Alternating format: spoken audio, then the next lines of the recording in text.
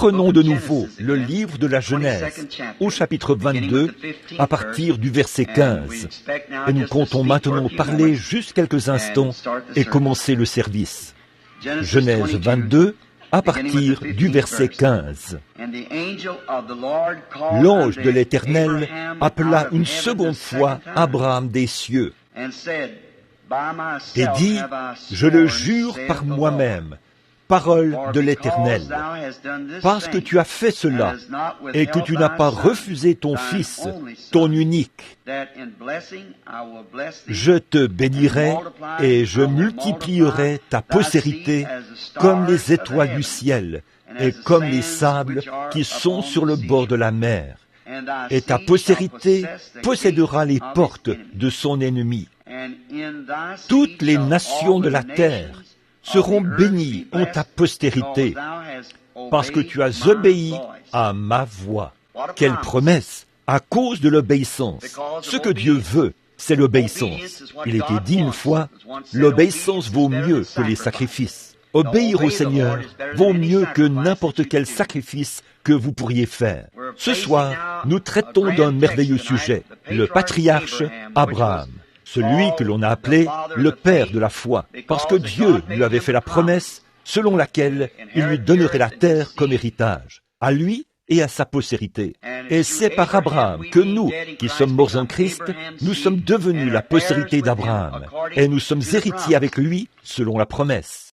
Or, Abraham était un homme comme les autres, il n'était rien de spécial. D'après ce que l'histoire nous rapporte, Dieu ne l'a pas appelé avant qu'il ait 75 ans. Sa femme, qui était sa demi-sœur, avait 65 ans à l'époque, et ils avaient probablement vécu ensemble depuis leur plus jeune âge. Elle était stérile et n'avait pas d'enfant. Dieu a demandé une séparation totale. Il devait se séparer du reste du monde, de tous les gens de sa famille et de toute sa parenté. Il aurait quelque chose de spécial à faire. Et quand Dieu attend de vous quelque chose de spécial, il exige une séparation totale d'avec tout doute. Vous devez parvenir à une entière obéissance pour obéir à ce qu'il dit. Dieu l'exige. C'est le seul moyen. Et il donne toujours un exemple. Et c'est là l'exemple qu'il a donné d'une séparation totale. Séparé de toute sa famille, de toute sa parenté et tout, afin de mener une vie mise à part pour Dieu. Les années ont passé, il n'est rien arrivé. Mais Abraham a continué à tenir bon. Il ne s'est pas découragé. Il ne douta point par incrédulité au sujet des promesses de Dieu. Mais il fut fortifié, donnant la louange à Dieu. Chaque année qui passait, il ne fait aucun doute que beaucoup de critiques venaient lui dire « Abraham, père de nation, combien d'enfants as-tu maintenant ?» Cela ne le faisait pas douter.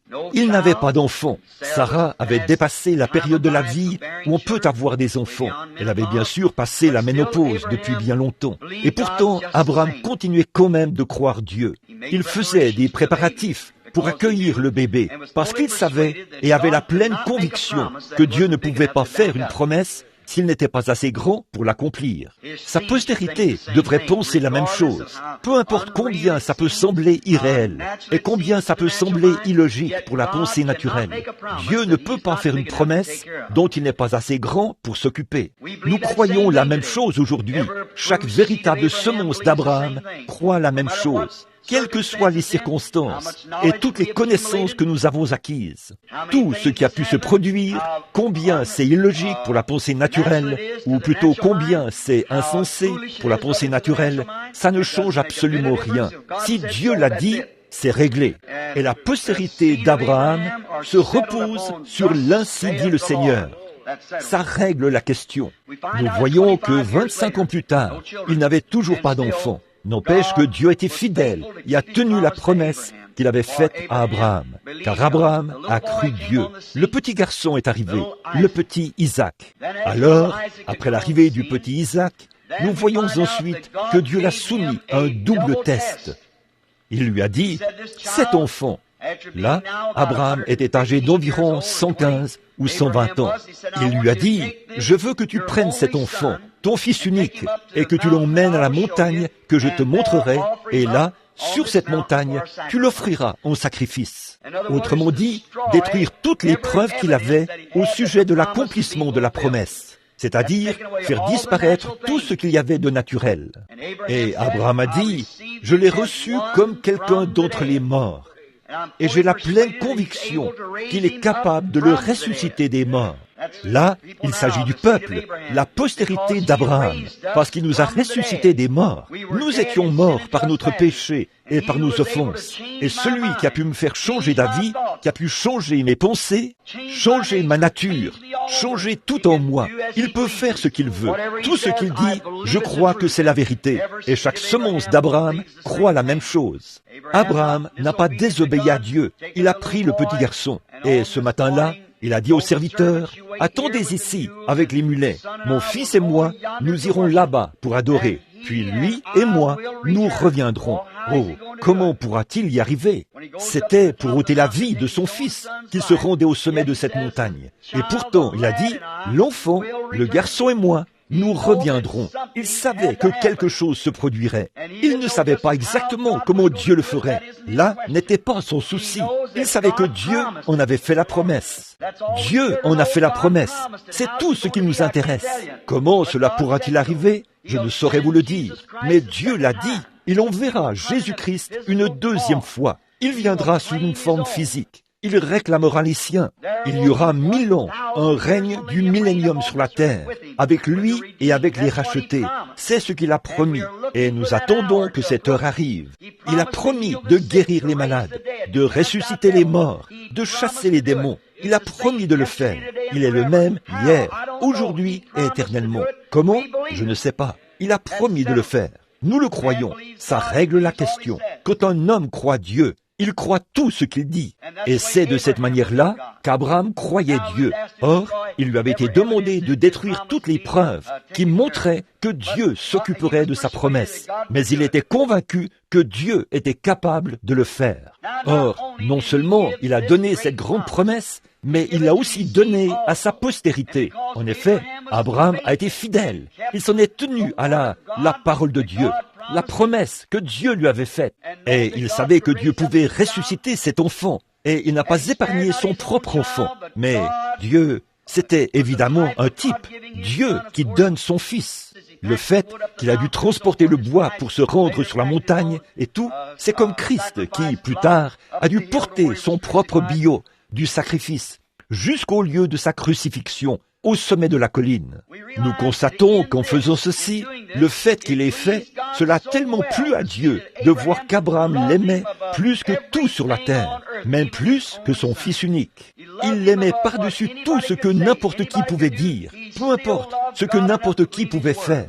Il avait toujours suffisamment d'amour pour Dieu pour croire sa parole. C'est de cette manière-là que toute la postérité d'Abraham croit Dieu. Il croit Dieu. Et nous savons que cela a tellement plu à Dieu qu'il a dit ceci, « Ta postérité possédera les portes de son ennemi. » Ta postérité possédera les portes de son ennemi. Souvenez-vous, c'est ainsi dit le Seigneur. La postérité d'Abraham croit cela. Si vous êtes de la véritable postérité d'Abraham, la foi qu'Abraham avait en Dieu est en vous. Et vous croyez que quand Dieu dit quelque chose, Dieu tient sa promesse. Et c'est ce qu'il a dit. Alors souvenez-vous que c'est seulement après avoir éprouvé Abraham qu'il lui a fait cette promesse. La postérité d'Abraham doit d'abord être éprouvée pour voir si ces gens croient réellement la parole. Souvenez-vous, le seul moyen pour lui de s'en tenir à la promesse de Dieu, c'est qu'il croyait la promesse de Dieu et qu'il avait été éprouvé pour voir s'il y croyait ou non. Nous sommes soumis à cette épreuve. La postérité d'Abraham aujourd'hui est soumise à cette épreuve. Allons-nous prendre la parole de Dieu ou prendre ce que l'homme en dit? Allons-nous prendre le credo fabriqué par une organisation et accepter cela? Ou prenons-nous ce que Dieu a dit? Si la parole de Dieu est vraie, nous croyons la parole de Dieu, sans nous soucier de quoi que ce soit d'autre. Pour nous, toute parole d'homme est reconnue pour mensonge, et celle de Dieu pour vérité, la véritable postérité d'Abraham. Mais avant que vous puissiez devenir cette véritable postérité, vous devez vous soumettre au test, comme l'a fait Abraham lui-même. Il a promis non seulement à Abraham qu'il posséderait les portes de ses ennemis, mais aussi à sa postérité. Oh là là! Pensez-y, le patriarche, lorsqu'il était éprouvé par rapport à la promesse, il avait la pleine conviction que la parole de Dieu était vraie. En dépit des circonstances, il continuait de croire que la parole était vraie. La foi d'Abraham, le grand patriarche, n'a pas chancelé lorsqu'est venue pour lui l'heure du test. Il croyait que Dieu était capable de le ressusciter des morts. Il le croyait parce que Dieu avait fait la promesse. Et quand Dieu lui a promis qu'il serait le père de nations, il a cru qu'il en était ainsi. Il ne savait pas comment cela arriverait. Quand le bébé est né, après 25 années pendant lesquelles il lui avait fait confiance, puis il lui était demandé de détruire ce bébé, il a quand même su que la promesse de Dieu était vraie et il a offert son fils. C'est pareil pour sa postérité. La promesse de Dieu, c'est le sceau pour ceux qui sont de la postérité d'Abraham. La promesse est un sceau, un témoignage authentifié. Quand nous croyons chaque promesse qui se trouve dans la parole, alors le sceau nous est donné pour confirmer la promesse. Voyez-vous, si nous qui sommes la postérité d'Abraham, nous sommes mis à l'épreuve pour voir si nous croirons la Bible ou pas. La Bible est la parole de Dieu, parce que c'est Dieu. Alors, après que vous avez été mis à l'épreuve pour croire, quand certains disent « les jours du miracle sont passés », si vous acceptez cela, c'est contraire à la parole. Si vous dites « aujourd'hui, on ne reçoit plus le Saint-Esprit », ça n'existe pas ça. Il n'y a que les 12 apôtres qui l'ont reçu. La parole dit « Pierre a prêché cela le jour de la Pentecôte. Il a dit « Repentez-vous et que chacun de vous soit baptisé au nom de Jésus-Christ pour le pardon de vos péchés.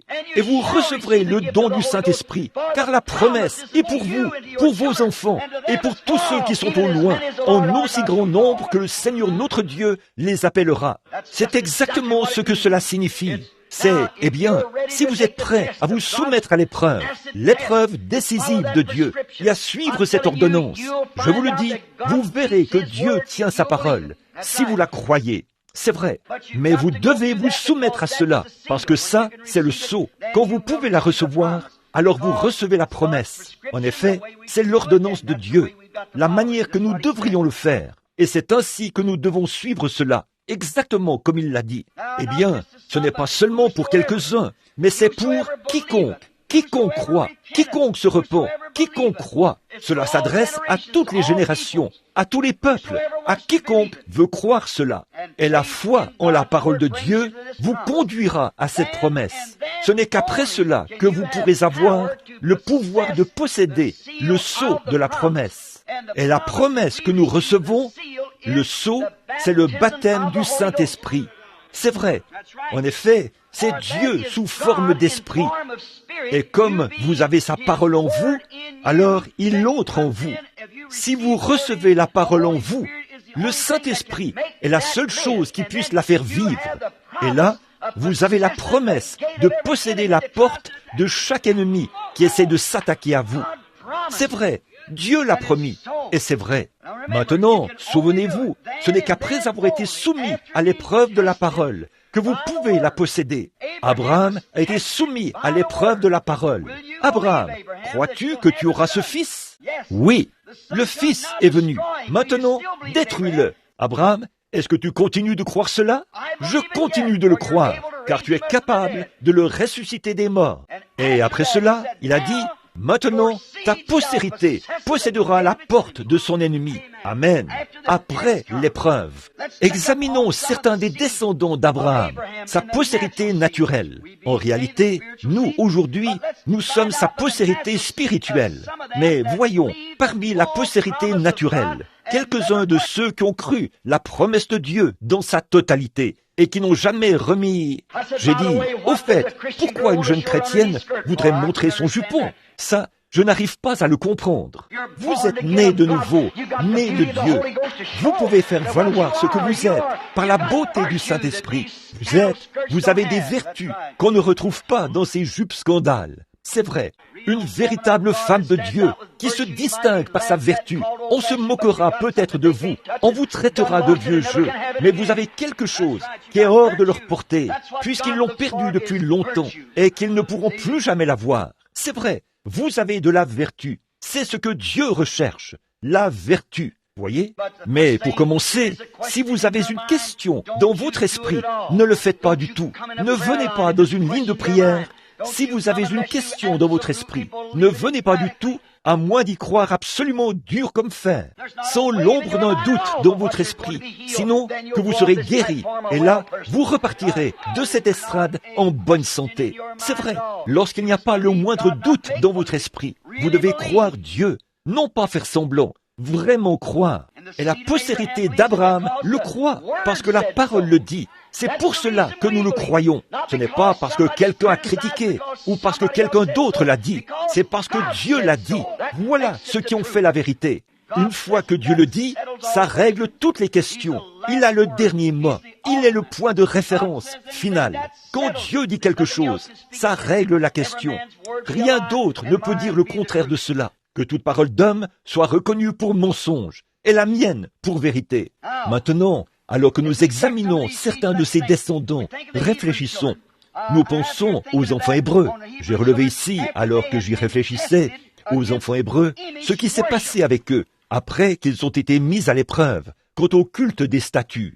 Eh bien, vous vous souvenez que le roi avait dit, « Quiconque ne se prosternera pas devant cette statue sera jeté dans la fournaise ardente. » Or, ces enfants croyaient que la parole de Dieu était vraie, et qu'ils ne devaient adorer aucune statue. Mais au moment de l'épreuve de force, ils ont été éprouvés pour voir s'ils le feraient. Par contre, tous les autres enfants hébreux qui se trouvaient là-bas s'y étaient conformés et s'étaient mis à adorer. Ils avaient fait exactement ce que disait le roi. Ils suivaient la pensée populaire de l'époque, selon laquelle il fallait le faire. Et quand ils ont été éprouvés pour voir s'ils adoreraient des statues et transgresseraient la parole de Dieu, ils sont restés fidèles à la parole. En dépit des circonstances, ils sont restés fidèles à la parole. Et quand on les a jetés dans la fournaise ardente, la promesse de Dieu s'est accomplie. Ils ont possédé les portes de leur ennemi. Et il y avait là un quatrième homme qui avait une clé pour dissiper la chaleur du feu et ne pouvait rien faire d'autre que de les libérer. Amen. Quand un homme ou une femme est prêt à se soumettre à l'épreuve décisive, vous voyez, ils ont dû aller dans le feu. Et une fois qu'ils l'ont fait, une fois qu'ils se sont retrouvés dans le feu, la seule chose qui s'est produite, c'est que cette épreuve du feu les a déliés. Cela a rompu les liens qu'ils avaient aux mains. Dieu permet, bien des fois, quand nous sommes totalement liés par le monde, quand nous sommes liés, il permet que nous soyons confrontés aux épreuves du feu. Et là, nous sommes obligés de prendre une décision. Et une fois que nous la prenons, la seule chose que peut produire cette épreuve, lorsqu'une vraie postérité d'Abraham se trouve à la croisée des chemins en ce qui concerne la prise de décision, et qu'il prend la décision de servir Dieu, c'est qu'elle va rompre les liens et nous libérer. Satan pourrait vous infliger une maladie, il pourrait vous infliger ceci ou cela. Comment savez-vous que ce n'est pas Dieu qui vous a mené à la croisée des chemins pour voir le genre de décision que vous prendriez? Ils ont possédé la porte du feu. Le feu ne pouvait pas les brûler. Il n'y avait aucune odeur de feu sur eux, parce qu'ils savaient qu'ils étaient la postérité d'Abraham. Ils ont pris position pour Dieu et pour sa parole. Ils ont possédé les portes de l'ennemi. Et le feu ne pouvait pas les brûler, parce qu'ils en ont possédé les portes. Plus tard, il y a eu un homme, un prophète, du nom de Daniel. Il avait dû être éprouvé pour voir s'il servirait un seul vrai Dieu ou pas. Et quand est arrivé le moment de choisir entre servir un seul vrai Dieu et adorer un Dieu païen, il a refusé de le faire. Il a ouvert les rideaux et a prié son Dieu tous les jours.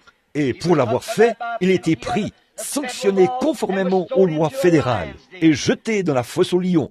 Une bande de lions affamés s'est mise à rugir autour de lui. Qu'a-t-il fait? Il a possédé la porte de son ennemi. Les lions n'ont pas pu le dévorer. Dieu a fait descendre une colonne de feu, un ange qui s'est tenu entre lui et le lion. Il a possédé la porte de l'ennemi parce qu'il était éprouvé pour voir s'il adorerait un seul vrai Dieu ou s'il adorerait une douzaine de dieux païens. Il a donc tenu ferme devant l'épreuve et il a possédé la porte de l'ennemi. Le lion ne pouvait même pas le toucher parce que Dieu était avec lui. La promesse de Dieu est demeurée vraie car il était de la véritable postérité d'Abraham. Moïse, un autre grand personnage. Lui aussi, il était éprouvé pour s'assurer de la promesse que Dieu lui avait donnée. Je serai avec toi quand tu iras là-bas.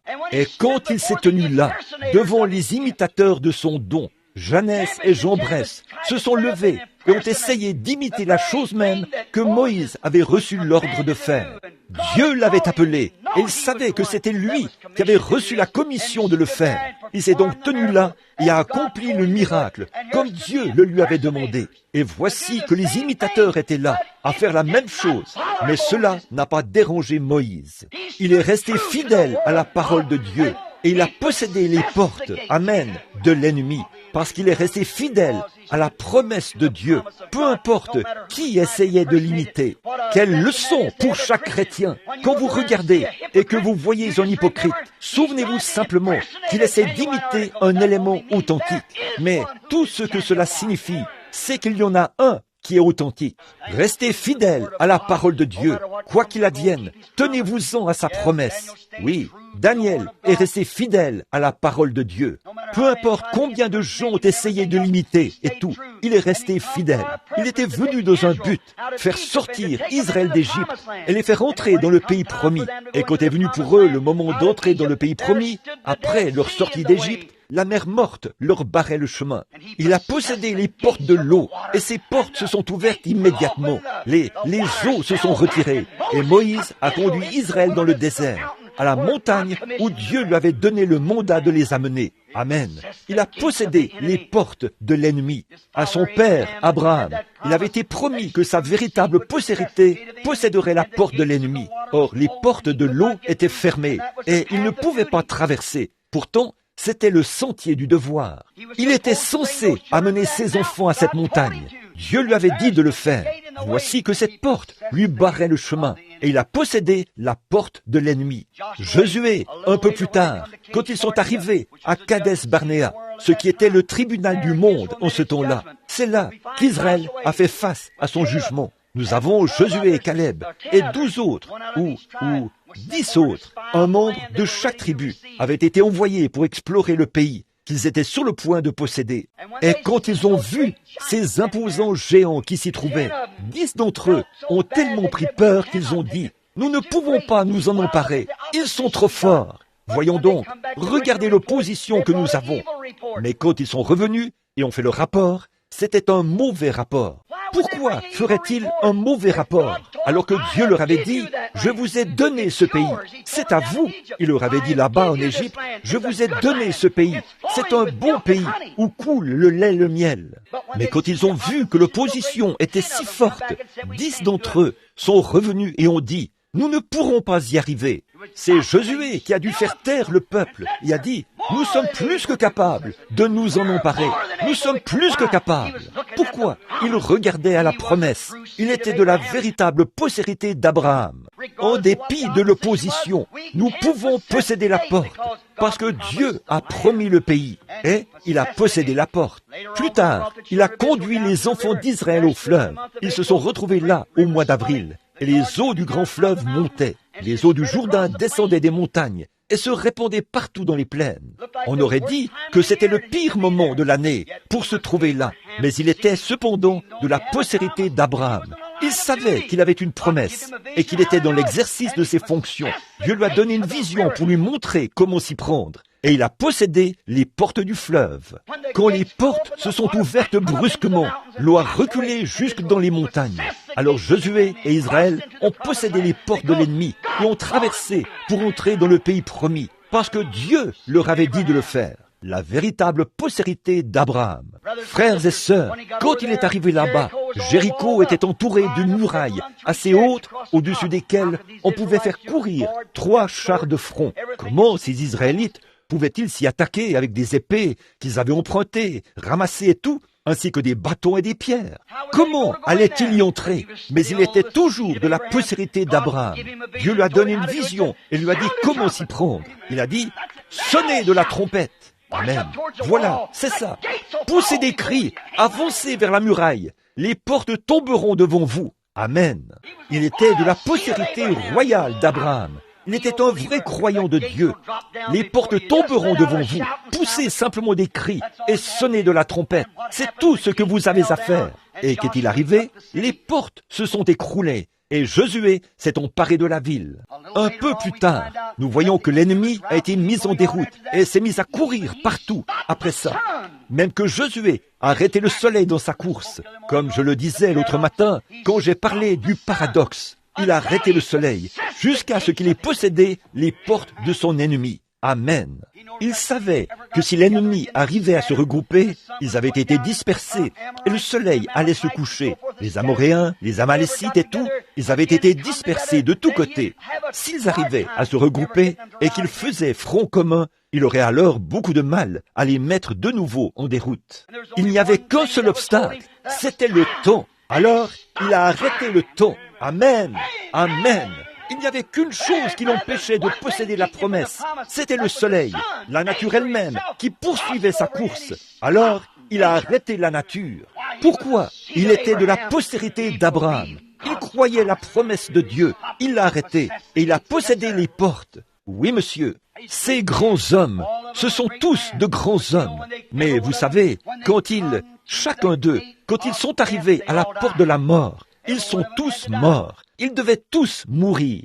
Puisqu'ils étaient de grands hommes, ils ont fermé la gueule des lions. Ils ont échappé au feu et aux tranchants de l'épée, et ainsi de suite, comme il nous est dit dans Hébreux 11. Ils ont possédé les portes de l'ennemi, de tous les ennemis, sauf un seul, la mort. La mort a englouti chacun d'eux. Puis, un jour, est venue la postérité royale d'Abraham. Jésus-Christ, le Fils de Dieu, la postérité d'Abraham par la foi. Ce n'était pas par Isaac, la postérité naturelle. Eux, ils ont fait leur part. Mais voici qu'est venu quelqu'un dont la naissance n'était pas ordinaire. Voici qu'est venu quelqu'un dont la naissance n'était pas le fruit du désir sexuel. Voici qu'est venu quelqu'un issu d'une naissance virginale, le Fils de Dieu, la postérité d'Abraham. Quel grand homme c'était! Les autres de la postérité naturelle étaient tous issus de naissance naturelle. Cet homme-ci était issu d'une naissance virginale. Qu'a-t-il fait quand il est venu sur la terre? Il a vaincu tous les ennemis sataniques. Il a tout vaincu. Qu'a-t-il fait? Il est allé là. Il a vaincu la maladie. Il ne pouvait y avoir aucune maladie autour de lui. Partout où il y avait de la maladie, il l'a vaincu. Qu'a-t-il fait après l'avoir vaincu? Il nous a donné les clés. Amen. Il a dit, ce que vous lirez sur la terre, je le lirai dans les cieux. Oh, amen. Voilà la postérité royale d'Abraham, sa promesse, le Saint-Esprit en nous maintenant, avec les clés contre la maladie. Il a vaincu la maladie. La maladie ne peut pas tenir en sa présence. Et il a dit qu'il nous a donné les clés pour faire la même chose, vaincre la maladie. Ce que vous lirez sur la terre, je le lirai dans les cieux. La tentation aussi. Il a été tenté en tout point comme nous. Qu'a-t-il fait? Il l'a vaincu. Et qu'est-ce qu'il nous a dit? Résistez au diable, et il fuira loin de vous. Il a vaincu la maladie pour nous. Il a vaincu la tentation pour nous. Il a brisé les portes, arraché la clé des mains du tentateur, et l'a remise aux croyants, ceux de la postérité d'Abraham, et a dit, s'il vous tente, résistez-lui, et il fuira loin de vous. Oh là là! Résistez-lui. Il a vaincu à la fois la mort et le séjour des morts. Il est ressuscité le troisième jour et a dit, j'ai vaincu. Et parce que je vis, vous vivez aussi. Oh, quelle promesse! Ça, c'est pour la postérité d'Abraham. Il a vaincu la tombe. Il est ressuscité le troisième jour pour notre justification. Quand il est ressuscité, il a été pour notre justification. Qu'est-ce que cela fait de nous? Il a vaincu la maladie. Il a vaincu la mort. Il a vaincu le séjour des morts. Il a vaincu la tombe. Il a vaincu la tentation. Oh! Maintenant, nous sommes plus que vainqueurs par celui qui nous a aimés et qui a donné sa vie dans ce but. Lui qui est la postérité royale d'Abraham. En ayant en nous ce même esprit de Dieu qui était en lui, nous sommes plus que vainqueurs. Toutes les portes ont été vaincues pour nous. Tout ce que nous avons à faire, c'est d'en prendre possession. Tout est déjà vaincu. La maladie a été vaincue. La mort a été vaincue. Le séjour des morts a été vaincu. La tombe a été vaincue. Tout a été vaincu. Et nous tenons les clés par sa grâce. Avez-vous peur de les mettre dans la serrure et de dire, je viens au nom de Jésus-Christ. Demandez au Père tout ce que vous voudrez en mon nom. Je l'aime. Après que 2000 ans se sont écoulés, 2000 ans, le voici toujours là, au milieu de nous, le puissant vainqueur, qui a déchiré le voile en deux, qui a pris sur lui toute maladie, toute affection et tout le reste, et qui a porté nos infirmités à la croix, et nos maladies, et nos infirmités. Il a triomphé de toutes ces choses, et est ressuscité pour notre justification. Il demeure vivant après 2000 ans, pour se manifester, un Jésus-Christ qui est vivant, parmi la postérité royale d'Abraham, eux qui sont héritiers de toutes choses. Oh là là, ceux-là qui, après avoir subi l'épreuve de la parole promise, si vous pouvez croire la parole, alors vous êtes aussi de la postérité d'Abraham. C'est de cette manière qu'on y accède. Si vous ne pouvez pas vous soumettre à l'épreuve de la parole, donc si vous en doutez, si vous vous en méfiez un peu et que vous avez du mal à y croire, il y a une chose ou une autre, vous ne pouvez pas y croire, alors ne venez pas dans la ligne de prière. À votre place, je ne m'approcherai même pas de l'autel, tant que vous n'aurez pas assez de grâce pour savoir que la parole de Dieu est vraie. Et une fois que vous avez franchi ce voile d'incrédulité, alors vous avez en main les clés de la mort, du séjour des morts et de la tombe, parce que vous avez un vainqueur qui a vaincu pour vous. Alors, on a Hébreux 13:8 qui nous dit « Jésus-Christ est le même hier, aujourd'hui et éternellement ». Comment pouvons-nous le faire? Les gens aujourd'hui disent « Oh, eh bien, laissez-moi vous dire qu'il l'est dans une certaine mesure, il l'est. Il est le même, dit la Bible. Oh, eh bien, aujourd'hui, il ne fait plus comme il faisait. Nous le voyons maintenant même, quand nous voyons sa parole confirmée. Qu'est-ce que ça fait? Ça leur fait de nouveau retomber cela sur les bras. Amen. La véritable postérité d'Abraham y croit. Ils la connaissent, et il est là ce soir, tel qu'il était lorsqu'il a rencontré Abraham là-bas, du temps de Lot, et qu'il a accompli ce miracle, comme il l'a fait en disant à Sarah ce qu'elle avait dit derrière lui.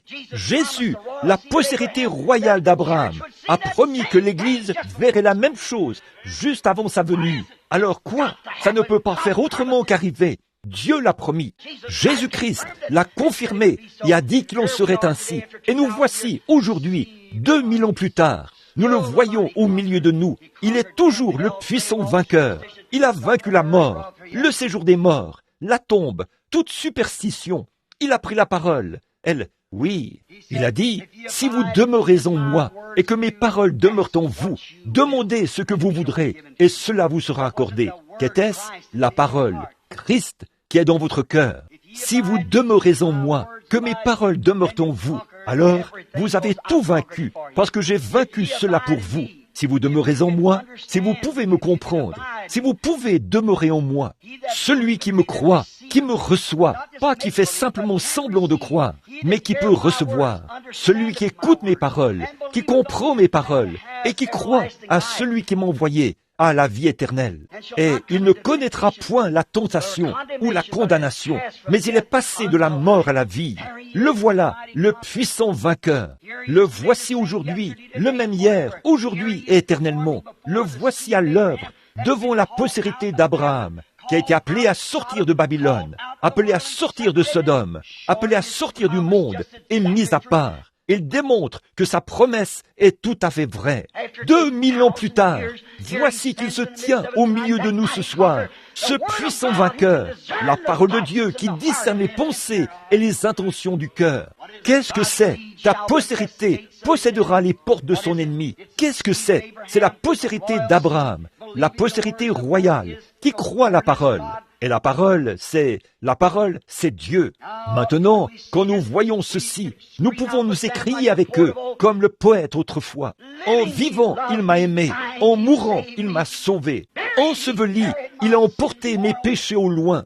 En ressuscitant, il a justifié gratuitement pour toujours. Un jour, il reviendra. Ô jour glorieux.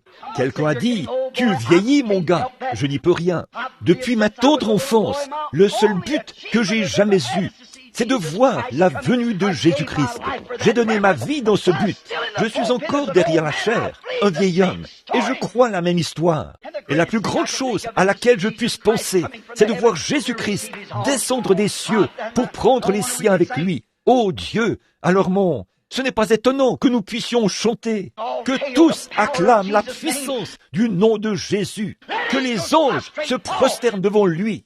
Apportez le diadème royal et couronnez-le, Seigneur de tous. Pourquoi? Il est le puissant vainqueur. Si vous êtes en lui, vous êtes dans la parole. Il a dit, si vous demeurez en moi, demandez ce que vous voudrez, car toutes les portes ont déjà été vaincues. Alors on peut dire, car chaque promesse du livre m'appartient, chaque chapitre, chaque verset, chaque ligne. Je mets ma confiance dans sa divine parole, car chaque promesse du livre m'appartient. Mes amis, vous rendez-vous compte de ce que cela signifie? Chaque promesse que Dieu a faite à Abraham, chaque promesse qui a été prononcée par les prophètes, chaque promesse que Jésus-Christ a promise pour ce jour-ci, il est ici pour la confirmer et pour montrer qu'il vit au siècle des siècles. Ta postérité possédera la porte des ennemis. Quand arrive l'heure de la mort, vous dites, qu'en est-il de cela? Vous avez encore cette possession dont Paul a parlé. Ô tombe, où est ta victoire? Ô mort, où est ton aiguillon? Mais grâce soit rendue à Dieu qui nous donne la victoire par ce puissant vainqueur, Jésus-Christ. Oh, que les anges se prosternent devant lui, apportez le diadème royal et couronnez-le, Seigneur de tous. Ce soir, 2000 ans plus tard, nous continuons de le voir, ce puissant vainqueur qui a déchiré le voile, qui nous séparait de toute promesse de Dieu. Et nous sommes plus que vainqueurs en lui. Prions. Père Céleste, alors que nous nous tenons ici ce soir, dans la présence du Saint-Esprit, cette glorieuse personne de Jésus-Christ, sous forme d'esprit, qu'il a été promis qu'il descendrait sur la postérité d'Abraham, la postérité royale. Nous te prions, ô Dieu, afin que s'il y a ici un homme ou une femme, un garçon ou une fille qui ne te connaît pas, qui a des doutes et de la confusion dans son esprit au sujet de la parole de Dieu et qui se demande si elle est la vérité ou pas. Ô grand Dieu, toi qui as fait la promesse, viens ce soir. Il y a une grande promesse que tu as faite, Seigneur, et tu peux tenir cette promesse. Tu as dit, celui qui croit en moi, les œuvres que je fais, il les fera aussi.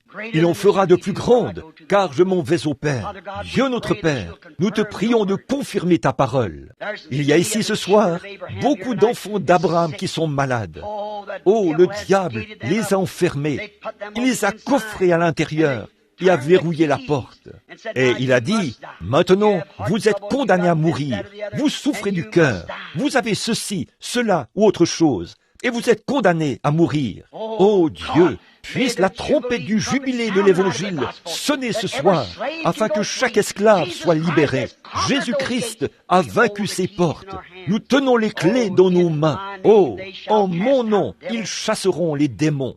Tout ce que vous demanderez au Père en mon nom, je le ferai. Celui qui croit en moi, les œuvres que je fais, il le fera aussi. La parole de Dieu est plus tranchante et plus efficace qu'une épée à 2 tranchants, pénétrante jusqu'à partager la moelle. Elle juge même les pensées du cœur. Et ce qui arriva du temps de Noé arrivera de même à la venue du Fils de l'homme, car ils mangeaient, buvaient, se mariaient leurs enfants, de grands projets de construction. Et nous observons le monde. Il y aura des signes, des phénomènes terribles en haut dans les cieux. Ce sont des soucoupes volantes, des tremblements de terre en divers lieux, le rugissement de la mer, les rats de marée, le cœur des hommes qui défaille, la peur, la détresse parmi les nations, un temps où on ne sait que faire. Et ce qui arriva du temps de Lot arrivera de même à la venue du Fils de l'homme. Ô Dieu, viens ce soir accomplir ta parole. Viens ce soir honorer la foi des enfants d'Abraham. C'est au nom de Jésus-Christ que nous le demandons. Amen. Que le Seigneur vous bénisse abondamment. Je ne vais pas faire l'appel à l'autel en ce moment. Je vous laisse le soin de décider. Je pense que bien des fois, les appels à l'autel, j'y crois aussi. Mais tous ceux qui l'ont reçu se sont fait baptiser. Voilà, c'est ça. Tous ceux qui l'ont reçu. Nous allons prier pour les malades. Je pourrais parler ici toute la soirée. Vous êtes en auditoire charmant. Mais ce que je dis, ce n'est qu'un homme. Mais si je prononce ces paroles, alors ce ne sont pas mes paroles. Ce sont ses paroles. Si je dis quelque chose et que Dieu ne confirme pas cela, alors ça, c'était ma parole.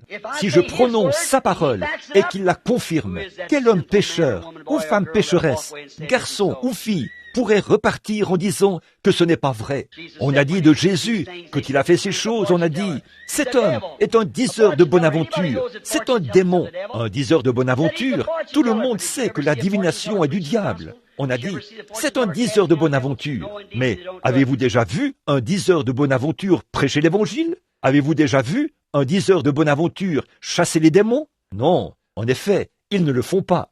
Il a dit, eh bien, moi, le Fils de l'homme, je vous pardonne ceci, mais quand le Saint-Esprit sera venu, parler contre lui ne sera jamais pardonné, ni dans ce siècle, ni dans le siècle à venir. Parce que ce sera qualifié l'œuvre de Dieu d'esprit impur. Que Dieu soit miséricordieux envers nous ce soir. Je prie que Dieu descende et confirme cette parole devant vous. Frères, sœurs, il s'agit de mon âme. Je dois rencontrer Dieu.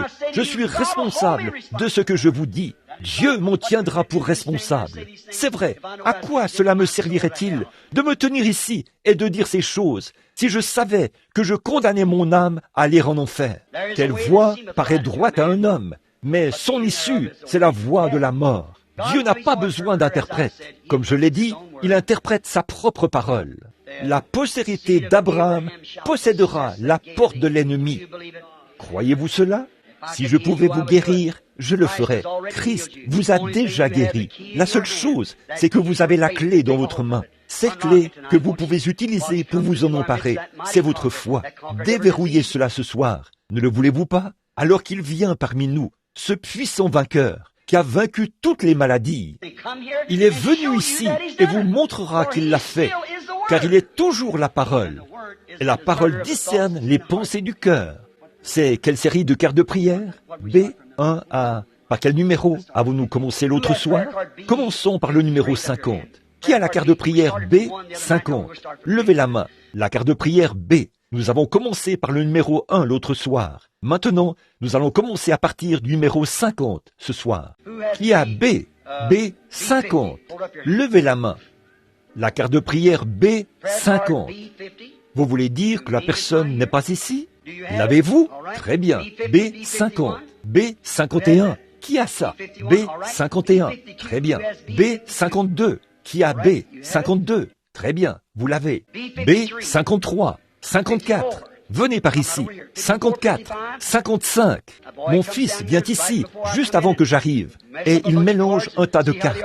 Et vous voyez comment ça fonctionne. Il y en a une ici et une là. Les gens ne savent pas. Vous pourriez vous avancer dans cette rangée-ci et recevoir la carte numéro 1, le suivant, le numéro 10, et l'autre, le numéro 25. Nous ne savons pas où elles sont, mais où elles se trouvent. Maintenant, combien en avons-nous appelé? 5, 4 B50. C'était B50, n'est-ce pas? B50 à 55, 56, 57, 58, 59, 60.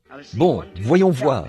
1, 2, compte les Billy. Et nous, 60, 70, qu'ils se lèvent d'abord, s'il vous plaît. B50 à 70. 75. Compte-les, frère Roy, s'il te plaît, pendant que je parle à l'auditoire. Alors que vous regardez par ici, combien y en a-t-il dans la salle qui n'ont pas de carte de prière? Souvenez-vous, Jésus a dit, vous ferez aussi les œuvres que je fais. Est-ce vrai? C'est vrai. Croyez-vous cela? La postérité d'Abraham l'a dit. La Bible dit ceci. Il est le souverain sacrificateur. Hébreux, chapitre 4. Il est le souverain sacrificateur qui peut compatir à nos faiblesses. Le croyez-vous? S'il est le même hier, aujourd'hui, éternellement, comment le ferait-il? Il y avait une petite femme dans la Bible, alors que vous prêtez attention à ce que je dis. Une petite femme dans la Bible, qui peut-être n'avait pas de carte de prière, mais elle a dit dans son cœur, si je pouvais toucher cet homme, je crois en lui. Elle avait dépensé tout ce qu'elle avait pour chez les médecins. Ils ne pouvaient rien pour elle. Son cas était trop grave. Ils ne pouvaient rien pour elle. Mais elle croyait que Dieu l'aiderait. Et elle a touché le bord de son vêtement. Et il a dit, je sens que de la vertu est sortie de moi. Pas vrai? Croyez-vous qu'il est le même ce soir? Croyez-vous qu'il est ici? Combien croient qu'il est ressuscité des morts? Maintenant, comment pouvez-vous prouver qu'il est ressuscité des morts? Il n'y a pas longtemps, un célèbre baptiste est venu me voir et a dit, « Frère Branham, une fois, j'étais vaincu par un mahométan quand il m'a dit ça. Il a dit, s'il est ressuscité, il a promis qu'il ferait les mêmes choses. Qu'il le fasse donc devant nous. » Vous voyez, il ne croit pas qu'il est ressuscité. Mais nous croyons qu'il l'est. Nous croyons qu'il est ressuscité des morts. Il n'y a aucune autre religion au monde qui puisse prouver que leur fondateur est vivant en dehors du christianisme. Et le seul moyen pour Dieu de confirmer cela, c'est par ceux qui croient cela, car le seul moyen pour Dieu de vraiment accomplir ses paroles, c'est par ceux qui y croient. Maintenant, pendant qu'ils forment cette petite ligne de prière ici, je ne sais pas combien nous en appellerons.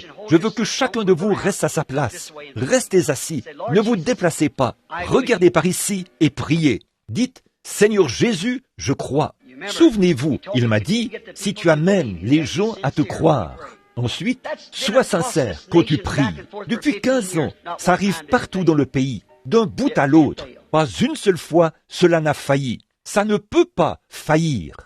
Dieu, il y a une chose que Dieu ne peut pas faire, c'est faillir. Il est dans l'obligation de tenir sa parole. Je crois cela. Je le crois autant que plus que je crois que je me tiens ici, plus que je crois que je suis dans ce bâtiment. Ceci pourrait bien être un mirage. Ça pourrait être un songe. Dans mon âme, je sais que Jésus-Christ, le Fils de Dieu, est vivant. Et vous, qui êtes de la postérité d'Abraham, vous qui êtes morts en Christ, vous êtes la postérité d'Abraham. Eh bien, il y a ici des mouchoirs. Ceci a un grand succès auprès des gens qui croient. Maintenant, courbons la tête, alors qu'ils se préparent, et prions pour ceux-ci. Père Céleste, la Bible nous enseigne, et il y en a ici qui croient que chaque parole que tu as prononcée est la vérité. Seigneur, parfois ils titubent, ils essayent d'insérer la clé dans le trou de la serrure. Ils manquent la cible et font des égratignures, mais ils croient qu'il est bien là. Permets simplement qu'ils continuent d'essayer, et ils trouveront le trou, car il est bien là. Et cette clé, c'est la bonne clé. Si tu peux croire, tout est possible. Comme le dit ce cantique qu'on chante maintenant, ou plutôt qu'on joue. Dans la Bible, il est dit que Paul prenait les linges et les mouchoirs qui avaient touché son corps, les envoyait aux malades et aux affligés. Les esprits impurs quittaient les gens et ils étaient guéris. Maintenant, Seigneur, nous savons que Saint Paul est avec toi, mais ce n'était pas lui, c'était toi, Seigneur, Christ en lui. Ce n'est pas moi qui vis, mais c'est Christ qui vit en moi, a-t-il dit. Et maintenant, pour cette génération, tu es toujours Christ aujourd'hui, comme tu l'étais hier. Et alors que je prie sur ces mouchoirs et que je les touche, je te prie de vaincre tous les ennemis. Donne-leur la foi, afin qu'ils sachent que l'ennemi est vaincu. Une fois, comme nous venons de le dire, la mer Rouge séparait Israël de la promesse. Pourtant, ils étaient dans l'exercice de leurs fonctions. Et un écrivain a dit que Dieu a baissé les regards à travers cette colonne de feu. Il a regardé avec colère. La mer a pris peur et ouvert ses portes. Et ils ont traversé. Abaisse le regard ce soir à travers le sang de Jésus-Christ. Fais que quand ces mouchoirs seront posés sur les malades, l'ennemi voit la foi que nous avons ce soir, alors que nous prononçons cette prière de la foi en leur faveur.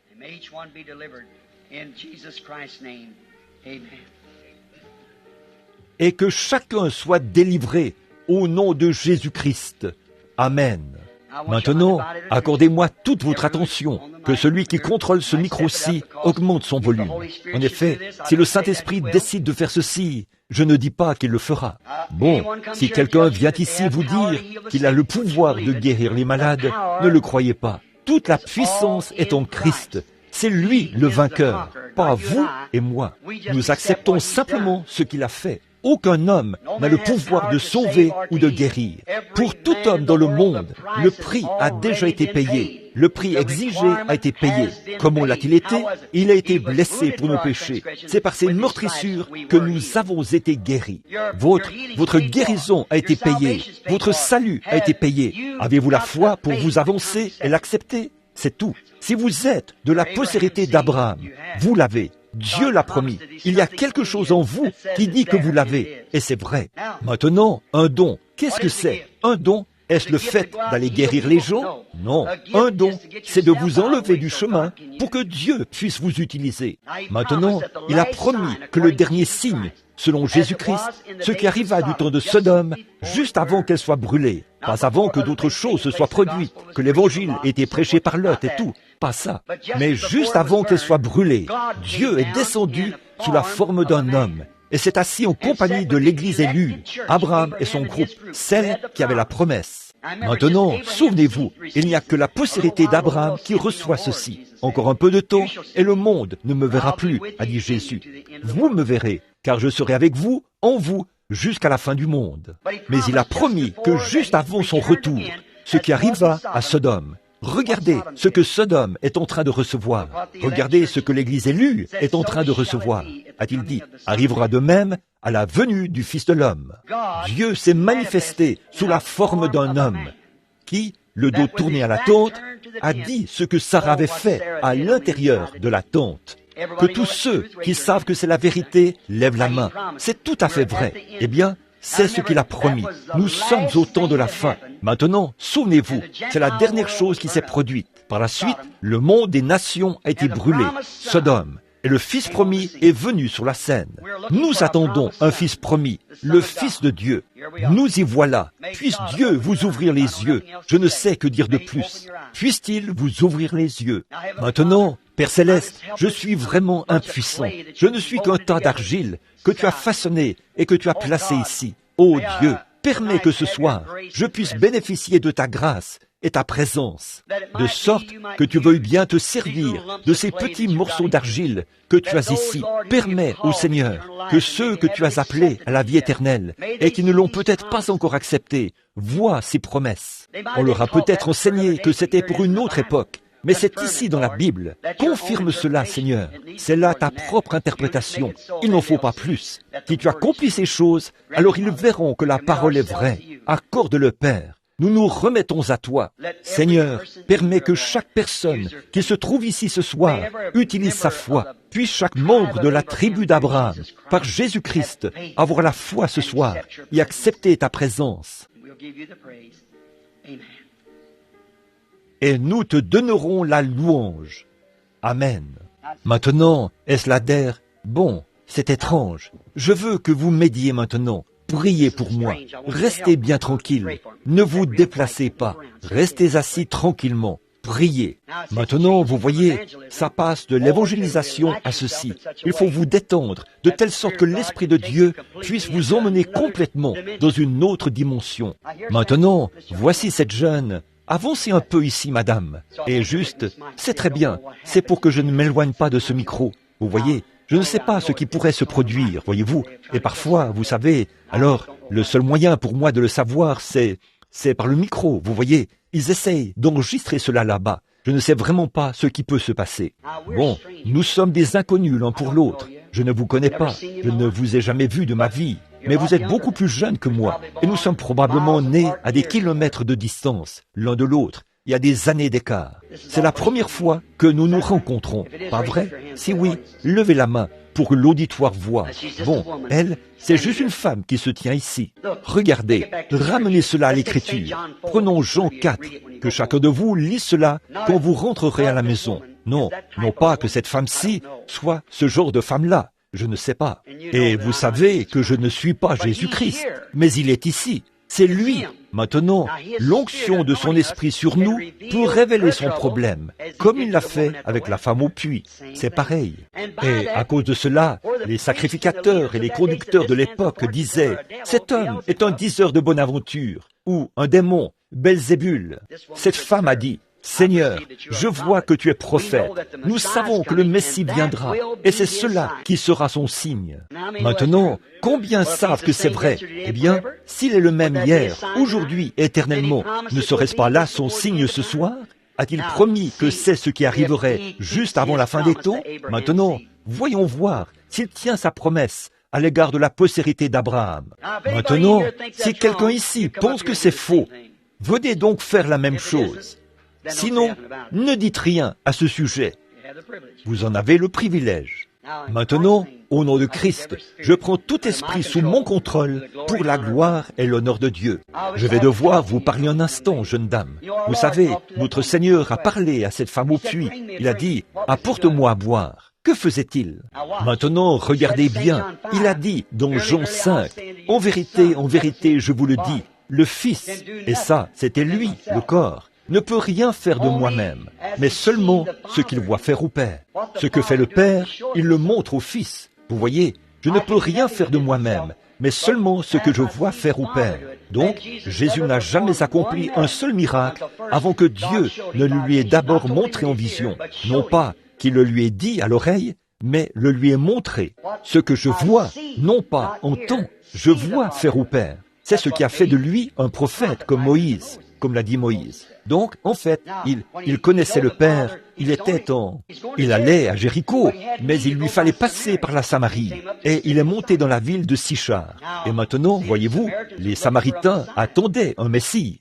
Les Juifs l'attendaient, et il leur a montré son signe. Philippe, Nathanaël, Pierre, dès que ce signe a été manifesté, ils ont dit, « Tu es le Fils de Dieu ». Les rabbins ont dit, cet homme est Belzébul.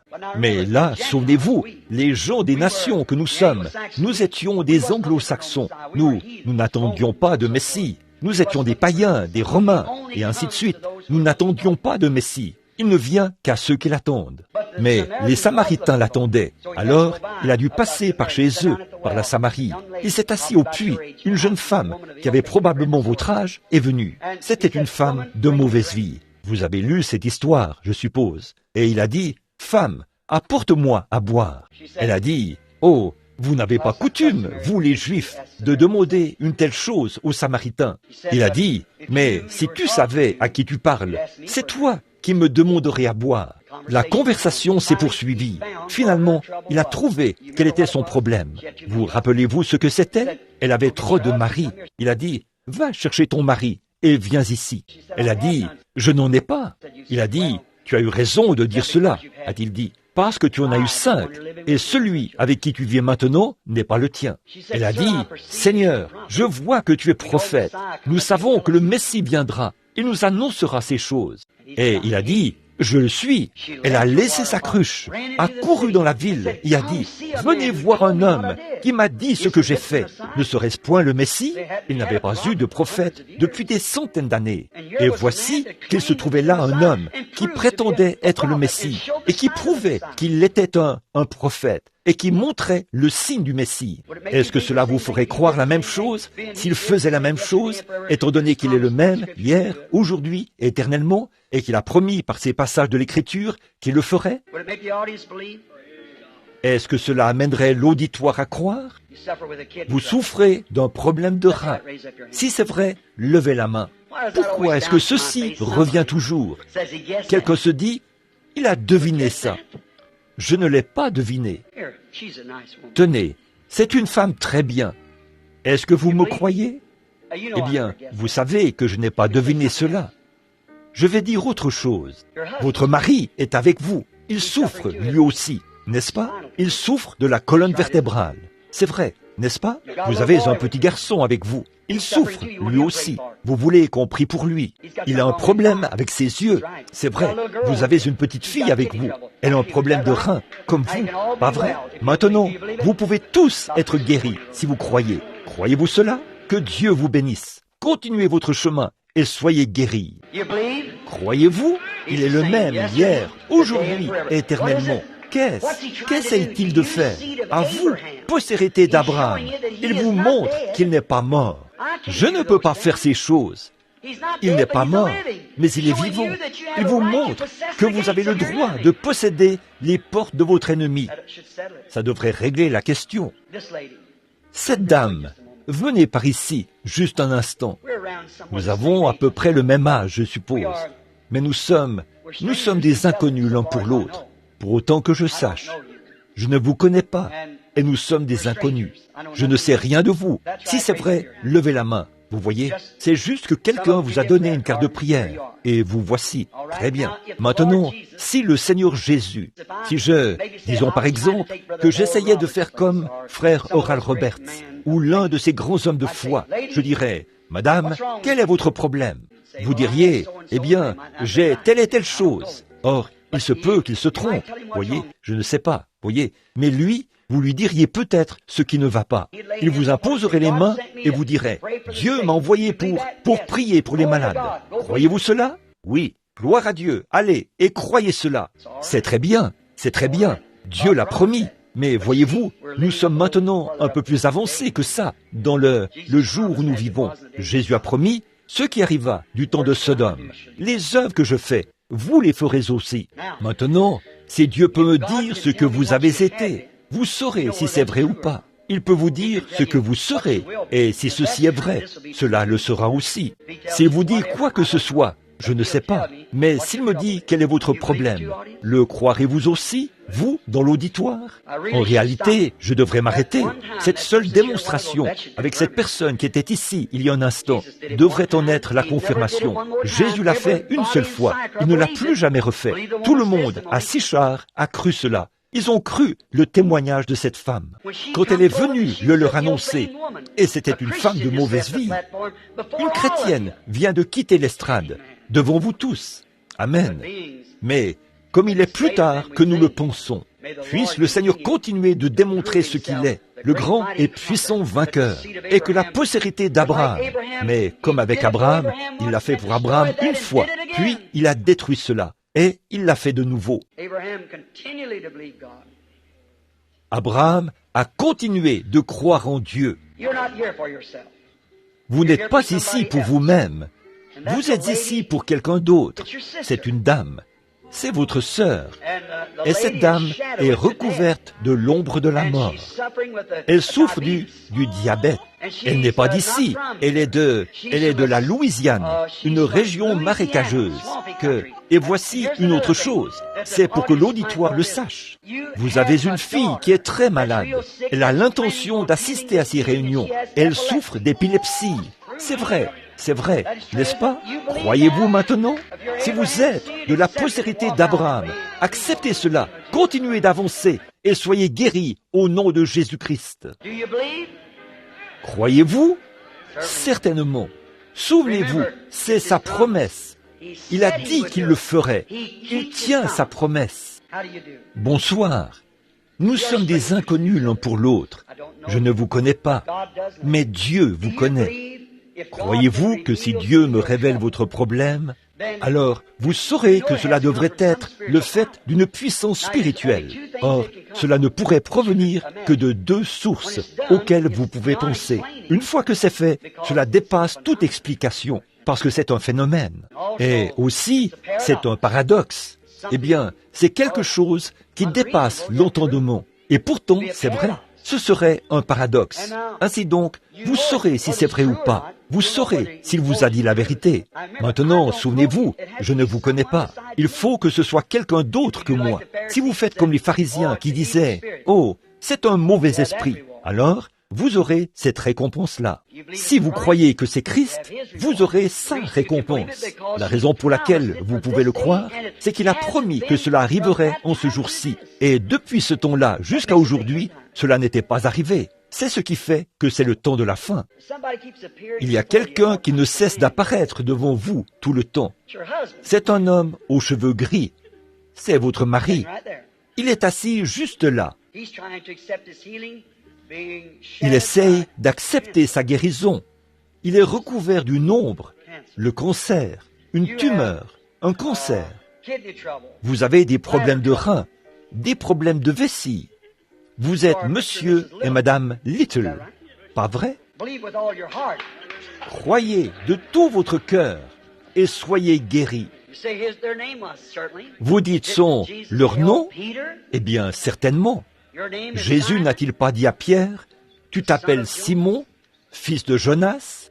Voici un homme. Nous sommes des inconnus l'un pour l'autre, monsieur. Je ne vous connais pas, mais vous êtes un homme. C'est comme Pierre qui est venu à la rencontre du Seigneur Jésus. Nous nous rencontrons. Croyez-vous que je suis son serviteur? Croyez-vous que ce que j'ai dit est la vérité? Si vous pouvez le croire. Si je pouvais faire quelque chose pour vous, je le ferais, mais il n'y a rien que je puisse faire. Il l'a déjà fait. C'est simplement quelque chose pour vous amener à croire cela. Et voyez-vous, ce ne serait pas moi. Si c'était moi, je ferais tout mon possible pour vous. Mais il m'a donné un don. Je me détends simplement devant lui. Et c'est lui qui parle. Croyez-vous cela? Croyez-vous cela, vous, dans l'auditoire? Je voulais trouver un homme. Vous avez beaucoup de choses qui ne vont pas. Mais l'une des choses, c'est que vous avez une tumeur à l'œil droit. C'est votre problème principal. Voici autre chose. Une femme apparaît sans cesse ici. C'est votre femme. Croyez-vous que Dieu peut me dire ce qui ne va pas chez votre femme? Là, son problème est dans la bouche. Ce sont ses dents. C'est vrai. Croyez-vous que le même Jésus, qui savait qui Simon-Pierre était peut me dire qui vous êtes? Cela vous ferait-il croire davantage? Vraiment? Oscar Barnes, pas vrai? Rentrez chez vous et soyez guéris. Inconnu pour vous, je ne vous connais pas, mais Dieu vous connaît. Croyez-vous qu'il est capable de me dire quel est votre problème? Le croiriez-vous de tout votre cœur? Votre problème se situe au niveau de votre gorge et ici dans votre poitrine. C'est une dégénérescence osseuse. Vous avez comme des grosseurs et des nodules à l'intérieur de votre ossature. C'est vrai, vous n'êtes pas d'ici. Vous êtes d'une ville où on trouve de nombreuses orangeries. Elle se situe dans une vallée où on voit derrière un décor de montagne. Il y a là un hôtel qui s'appelle Antlers. C'est San Bernardino. C'est de là que vous venez. Retournez là-bas. Jésus-Christ vous rétablit si vous le croyez. Il n'y a qu'une chose qui puisse guérir le cancer. C'est Dieu. Croyez-vous qu'il vous guérira? Croyez-le. Allez, et que le Seigneur Dieu vous guérisse totalement. Ces derniers temps, vous avez été extrêmement nerveuse, vraiment troublée. À cause de cette nervosité, vous avez développé un problème d'estomac. Vous ne pouvez pas digérer votre nourriture. La nourriture remonte dans votre bouche. C'est de l'acide. C'est partout dans votre bouche. Tard dans l'après-midi, vous êtes vraiment fatigué et tout. Vous avez un ulcère à l'estomac. Croyez-vous que c'est Jésus-Christ qui peut vous dire cela? Alors, allez manger votre souper. Croyez de tout votre cœur. Jésus-Christ vous rétablit. Bonsoir. Il y a beaucoup de choses qui ne vont pas, mais l'une des choses qui vous font peur, c'est que vous serez handicapé à cause de l'arthrite. Mais croyez-vous que Dieu vous guérira de cela et qu'il vous rétablira? Seigneur Jésus, je te prie de l'accorder à ma sœur. Redonne-lui la vue. Enlève-lui ses problèmes gynécologiques et guéris cette arthrite au nom de Jésus. Amen. Repartez maintenant en croyant. Il le fera et tout ira bien. Ne doutez pas. Continuez simplement de marcher et croyez de tout votre cœur. Les problèmes cardiaques sont une chose terrible, mais Christ guérit le cœur. Croyez-vous cela? Repartez en croyant cela et tout s'accomplira. C'est terminé. Croyez-vous que vous deviendrez infirme? Non, je ne le pense pas non plus. Je pense qu'il s'agit de l'arthrite. Cette ombre-là, oh, c'est un cancer. Croyez-vous qu'il guérira cela? Allez et croyez cela, il vous guérira. Ça fait pas mal de temps que ça vous dérange. Les artères du cœur sont obstruées. Mais croyez-vous que ce sera terminé ce soir? Allez et croyez cela. Jésus-Christ vous rétablit. Ça fait un bon bout de temps que vous souffrez d'un petit problème. C'est causé par un problème gynécologique. De plus, vous avez du mal à vous lever le matin. Vos membres sont raides. Vous avez de la peine à marcher pendant une bonne partie de la journée. C'est de l'arthrite. Allez, ne doutez pas. Vous n'aurez plus cela. Croyez-le simplement, de tout votre cœur. Vous souffrez de plusieurs maux, des complications, mais la chose qui vous cause tant d'ennuis, vous pensez aussi que c'est l'arthrite, et c'est bien cela. C'est en train de vous rendre infirme. Croyez-vous qu'il vous fera marcher et vous rétablira? Allez, et croyez-le de tout votre cœur. Jésus-Christ vous rétablira. Le cœur qui palpite est de l'arthrite.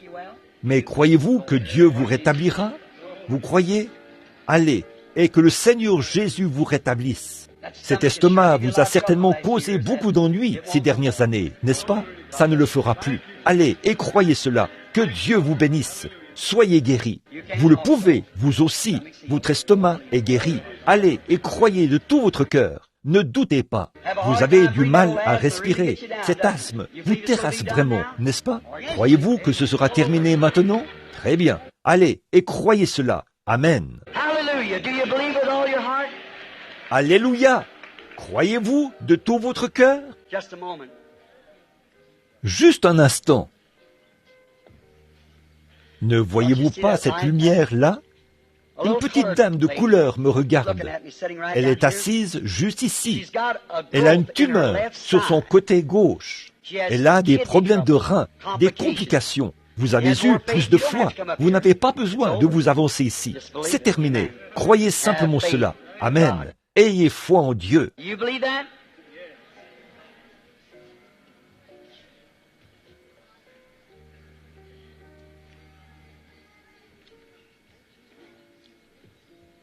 Croyez-vous cela? You believe, sister, you know Croyez-vous, that spinal sœur, trouble setting que there, vous you believe guérirez de you'll ce make it problème right? de colonne vertébrale? Vous qui êtes assise là, croyez-vous qu'il vous rétablira? D'accord. N'en doutez pas, et vous pouvez l'avoir si seulement vous croyez cela. Cet homme qui est assis ici et qui me regarde souffre d'un problème de prostate. Il se lève la nuit et tout. Croyez-vous, monsieur? Alors, ce sera terminé si vous croyez cela. Voici un homme de couleur. Il est assis là, il me regarde. Il souffre d'épilepsie. Il recherche aussi le baptême du Saint-Esprit. Levez-vous, monsieur. Acceptez votre guérison. Puisse Dieu vous donner le baptême du Saint-Esprit. Amen. Là, juste en face de vous, il y a un enfant qui est assis là. Il souffre lui aussi d'épilepsie, une sorte de crise d'évanouissement. Il est assis là, de l'autre côté. Croyez-vous que Dieu rétablira cet enfant là? Croyez-vous de tout votre cœur? Alors Dieu guérira l'enfant. Do you believe every one of you? Croyez-vous, chacun de vous? Mais n'est-il pas la véritable postérité royale d'Abraham? N'est-il pas le puissant vainqueur? A-t-il promis que vous pourriez posséder les portes de l'ennemi? Combien d'entre vous sont liés et ressentent la pression de l'ennemi? Levez la main pour indiquer que vous sentez la pression de l'ennemi et que vous êtes de la postérité d'Abraham. Levez la main comme ceci. Dites, frère Branham, je souffre de nervosité. Oh, environ 80% d'entre vous en souffrent. Dites, c'est tellement dense maintenant. Toute la foule est en train de prendre une couleur très laiteuse. Là où vous êtes, ça me rend presque aveugle. Ne voyez-vous pas, avec ces 20 ou peut-être 30 cas ou plus qu'il y a eu ici sur cette estrade et là dans l'auditoire, que Dieu ne faillit pas? C'est Jésus-Christ, le même hier, aujourd'hui, éternellement. Croyez-vous cela? Alors, pourquoi chacun de vous qui êtes de la postérité d'Abraham, pourquoi ne prenez-vous pas la clé maintenant? Le grand vainqueur qui a vaincu cela pour vous est ici. Il a prouvé qu'il est ici. Croyez-vous en lui? Alors, prenez votre clé de la foi, tendez les mains et dites, Jésus-Christ, je crois maintenant même à ma guérison. Levez-vous, levez la main, déverrouillez votre foi maintenant. Je crois, Seigneur Jésus, je crois maintenant même. Maintenant, imposez-vous les mains les uns aux autres, posez vos mains les uns sur les autres, sur une autre postérité d'Abraham. Maintenant, priez pour cette personne, posez vos mains sur eux. Jésus a dit, voici les miracles qui accompagneront ceux qui auront cru. S'ils imposent les mains aux malades, les malades seront guéris.